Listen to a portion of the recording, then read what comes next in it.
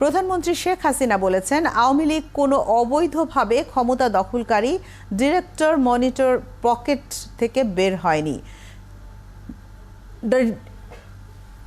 জনগণের ভোটে নির্বাচিত হয়ে আওয়ামী লীগ ক্ষমতায় এসেছে। দুপুরে গণভবনে এক সংবাদ সম্মেলনে সাংবাদিকদের প্রশ্নের জবাবে তিনি কথা বলেন। থাইল্যান্ডের সফরটি দ্বিপাক্ষিক ক্ষেত্রে একটি মাইল ফলক হয়ে থাকবে জানিয়ে প্রধানমন্ত্রী বলেন, এর মধ্য দিয়ে দুদেশের মধ্যে অংশীদারিত্বের নতুন যুগের সূচনা হয়েছে। তিনি বলেন, থাইল্যান্ড চাইলে বাংলাদেশের সমুদ্র সৈকতে জায়গা দেবে।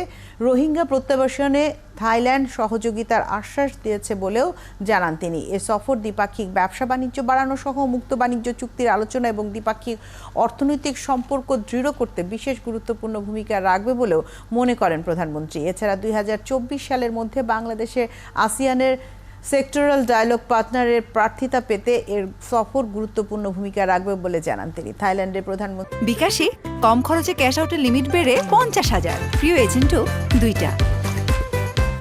আমন্ত্রণে গেল 24 এপ্রিল 6 দিনের সফরে যান প্রধানমন্ত্রী শেখ হাসিনা।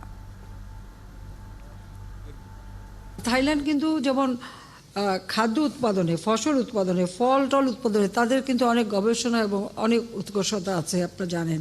তো আমরা এসব ক্ষেত্রে মত বিনিময় করছি এবং আমরা কিভাবে আরও আমাদের গবেষণার ফসল হিসেবে কী আমরা দুই দেশে ভাগাভাগি করতে পারি বা এই অভিজ্ঞতা নিজেদের মধ্যে ব্যবহার করতে পারি, সে বিষয়টা আছে। ব্যবসা বাণিজ্য এবং আর থাইল্যান্ড যেহেতু এখানে পর্যটনের দিক থেকে তারা অনেকটা অগ্রগামী, সে অভিজ্ঞতাটাও আমরা দিতে পারি এবং তাদেরকে আমরা বলছি এখানে কিন্তু বিনিয়োগও করতে, যে সেখানে আমরা জায়গাও দিতে পারবো।